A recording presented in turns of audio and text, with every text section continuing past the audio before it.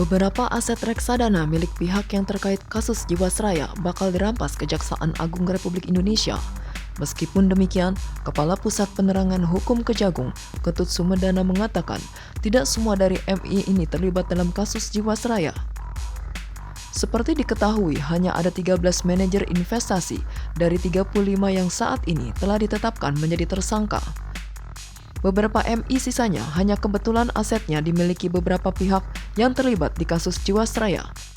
Sementara perusahaannya tak terlibat aktif dalam tindak pidana korupsi tersebut. Misalnya, satu perusahaan ditransfer uangnya ke sana kan cuma diikutkan.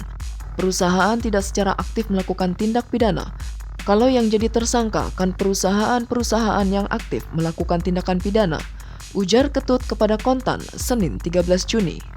Perampasan aset-aset yang sudah disimpan dalam bank kustodian milik BUMN itu dilakukan berdasarkan penelusuran aliran dana dari Pusat Pelaporan dan Analisis Transaksi Keuangan.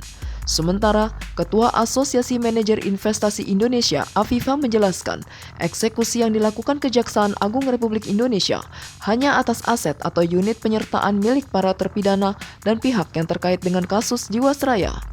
Afifa bilang, industri reksadana baik MI maupun reksadana yang dikelola MI tidak serta-merta terlibat dalam kasus Jiwasraya. AMII dan seluruh MI yang telah dihubungi oleh Kejagung selalu bersikap kooperatif. Kami mendukung upaya penegakan hukum yang dilakukan oleh Kejagung, ujar Afifa.